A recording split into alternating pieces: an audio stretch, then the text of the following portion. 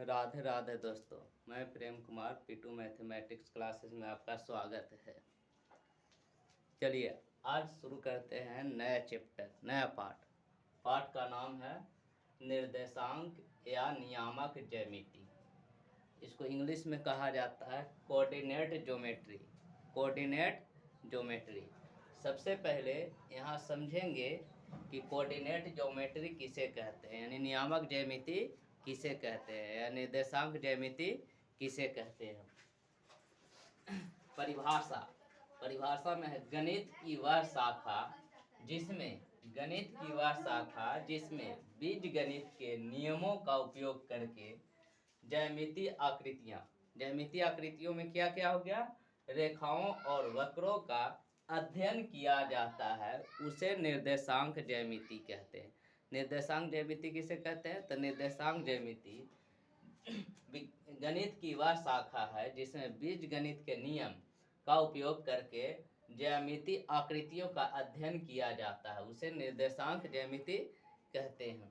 यानी इसमें बीजगणित के साथ साथ आकृतियां भी रहेगा। कौन सा आकृति, ज्यामितीय आकृतियां भी रहेगी। मूल सिद्धांत, इसका सिद्धांत क्या है, तो इसका मूल सिद्धांत है यह ज्यामिति और बीजगणित के बीच एक कड़ी का काम करता है।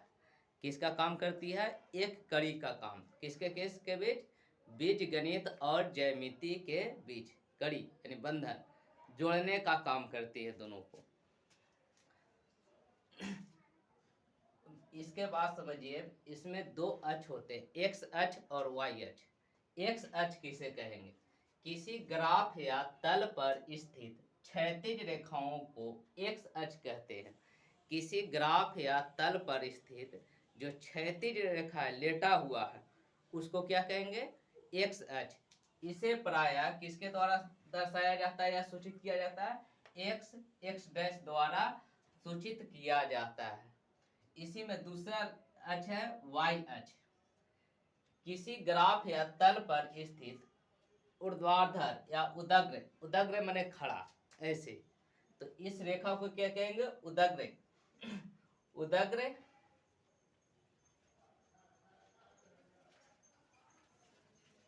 उदग्र रेखा को वाई अक्ष कहते हैं।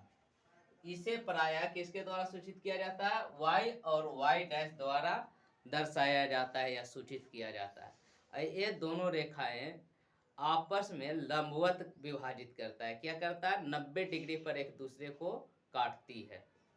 इसके बाद आ गया एक्स निर्देशांक या भुज किसे कहते हैं। एक्स निर्देशांक या भुज किसे कहते हैं, किसी बिंदु की वाई अक्ष से दूरी उस बिंदु का एक्स निर्देशांक कहलाता है। किसी बिंदु का वाई अक्ष से जितना दूरी चलेगा, चाहे दाहिना चले या बायां, वो उसका क्या कहलाएगा, उस बिंदु का एक्स निर्देशांक या एक्स अक्ष कहलाएगा। एक्स निर्देशांक या भुज कहलाएगा, एक्स अक्ष नहीं, एक्स निर्देशांक या भुज कहलाएगा। एक्स निर्देशांक को ही क्या कहा जाता है, भुज। वाई निर्देशांक या कोटि, वाई निर्देशांक या कोटि।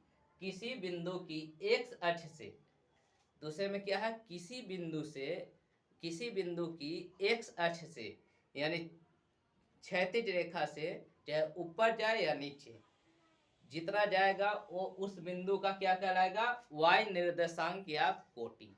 वाई निर्देशांक या कोटि कहते हैं। अब इसके बाद स्थिति का निर्धारण ज्यामिति में, निर्देशांक ज्यामिति में कैसे किया जाता है। किसी स्थिति का निर्धारण कैसे करेंगे, किसी बिंदु का, किसी भी बिंदु की स्थिति भुज और कोटि द्वारा निर्धारित की जाती है। किसके द्वारा, भुज और कोटि। उसमें पहला जो रहेगा भुज यानी एक्स निर्देशांक, और दूसरा जो बिंदु रहेगा वो वाई निर्देशांक यानी कोटि होगा। भुज और कोटि द्वारा निर्धारित होती है।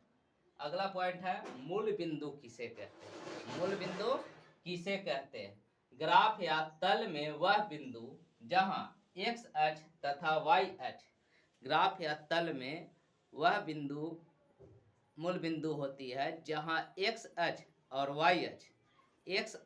वाई अक्ष दोनों एक दूसरे को लंब समद्विभाजित करते हैं, एक दूसरे को लंबवत विभाजित करते हैं उसे मूल बिंदु कहते हैं। इसे प्रायः ओ द्वारा सूचित किया जाता है। इसे प्रायः किसके द्वारा? ओ द्वारा।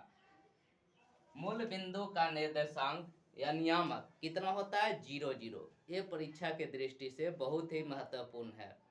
हमेशा पूछते हुए रहता है ऑब्जेक्टिव में कि मूल बिंदु का निर्देशांक या नियामक कितना होता है? तो 0 0। मूल बिंदु का निर्देशांक या नियामक 0 0 होता है। कार्तीय तल, अब आगे है कार्तीय तल। अगला पॉइंट है कार्तीय तल। इसमें दो परस्पर लंबवत रेखाएं, किसी भी तल में कितने लंबवत रेखाएं होते हैं? दो। एक्स को कहते हैं, एक को कहते हैं एक्स अक्ष और दूसरों को कहते हैं वाई अक्ष होती है, जो तल या ग्राफ को 4 चतुर्थांश या पाद या 4 भागों में विभाजित करती हैं, जिसमें प्रथम चतुर्थांश का नियामक जो होगा, नियामक का चिन्ह होगा प्रथम चतुर्थांश का, उसमें दोनों धन चिन्ह होगा। क्या होगा? धन, प्लस प्लस। और द्वितीय निर्देशांक का नियामक होगा, नियामक का जो चिन्ह होगा ऋण धन माइनस प्लस। तृतीय चतुर्थांश या नियामक का जो चिन्ह होगा ऋण ऋण यानी माइनस माइनस, तथा चतुर्थ चतुर्थांश का नियामक का चिन्ह जो होगा पहले धन इसके बाद ऋण, प्लस माइनस होती है। चतुर्थांश को पाद भी कह सकते हैं। प्रथम पाद का नियामक प्लस प्लस, द्वितीय पाद का नियामक माइनस प्लस, तृतीय पाद का नियामक माइनस माइनस और चतुर्थ पाद का नियामक प्लस माइनस होता है। ये बात याद रखना।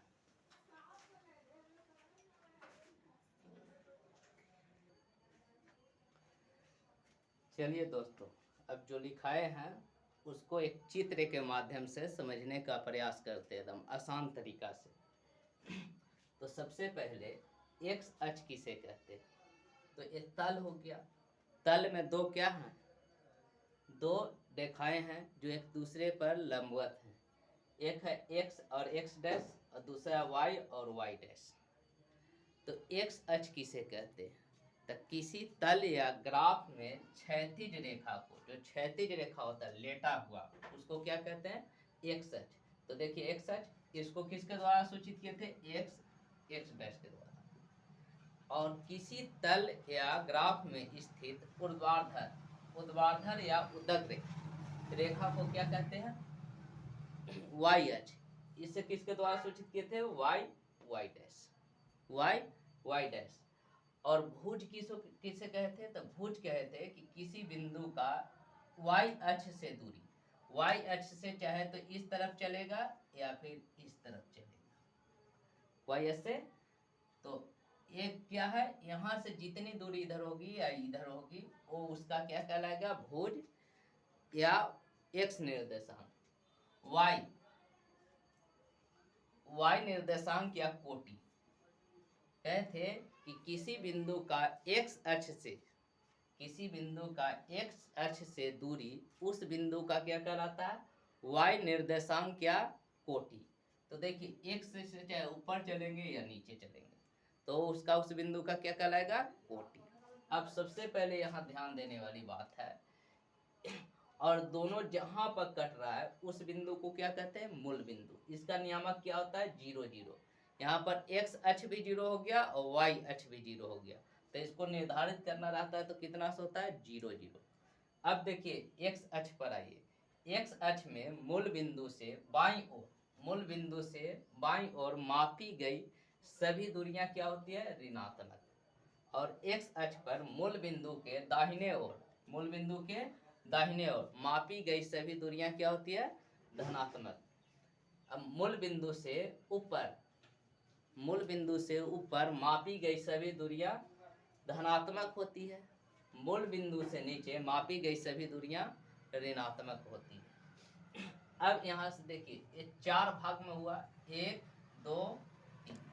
ये पहला भाग हो गया, ये दूसरा भाग हो गया और ये तीसरा भाग हो गया और ये चौथा भाग हो गया। देखिए सबसे पहले बिंदु का निर्धारण करने के लिए ये बात ध्यान देना है कि पहले उस बिंदु का भुज लिखाएगा यानी एक्स निर्देशांक, और उसके बाद कॉमा के बाद उस बिंदु का y निर्देशांक यानी कोटि लिखाता है। तो चलिए सबसे पहले ध्यान देना है, इसमें x अक्ष यानी भुज क्या है, तो भुज इधर धनात्मक है और इसका कोटि y अक्ष ये भी क्या है, धनात्मक। तो इसका चिन्ह क्या हो जाएगा, किसी बिंदु का धनात्मक धनात्मक यानी धन चिन्ह प्लस प्लस। अब चलिए दूसरे द्वितीय चतुर्थांश या द्वितीय पाद में आइए। इसका बिंदु का जो चिन्ह क्या होगा, सबसे पहले एक्स अक्ष लेना, एक्स अक्ष इधर क्या है, माइनस ऋण चिन्ह, और इसके बाद वाई अक्ष यानी कोटि, कोटि क्या है ऊपर, धन चिन्ह। इसका किसी बिंदु का द्वितीय चतुर्थांश में है तो उसका चिन्ह क्या होगा, माइनस प्लस।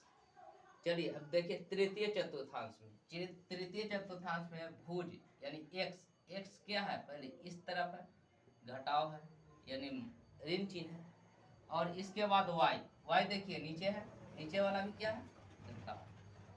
ये हो गया क्या, इसका बिंदु के चिन्ह। इसके बाद चतुर्थांश में आइए या चतुर्थ पाद में आइए। ये क्या है, सबसे पहले भुज, भुज है एक्स, भुज इधर दाहिना और क्या है, प्लस में। इसके बाद कोटि, कोटि नीचे है मूल बिंदु से, तो अभी बताया कि मूल बिंदु के नीचे मापी गई सभी दूरियां क्या होती है, ऋणात्मक। तो ये हो गया ऋणात्मक, ये हो गया इसका चिन्ह। एक दो उदाहरण लेकर समझ लीजिए। यहाँ पर उदाहरण इस तरह से रहेगा, 2,5 या 7,1। ये कौन सा पाद में है या चतुर्थांश में, तब प्रथम चतुर्थांश में। इसका दोनों के आगे क्या है, धन चिन्ह। द्वितीय चतुर्थांश में क्या हो जाएगा, -2,1 या 7,-7,4।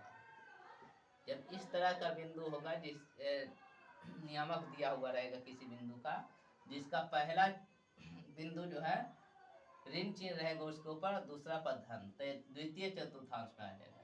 तृतीय चतुर्थांश में कौन आएगा, -2,-2 या -5,-8।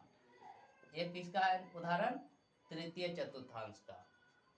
चतुर्थ चतुर्थांश में क्या होगा, +4,2 माइनस में या 7,-4। ये हो गया तृतीय चतुर्थांश। तो इससे बोर्ड का एग्जाम में 2 ऑब्जेक्टिव अवश्य आता है, तो इसको बढ़िया से याद कर लेना है। जय हिंद।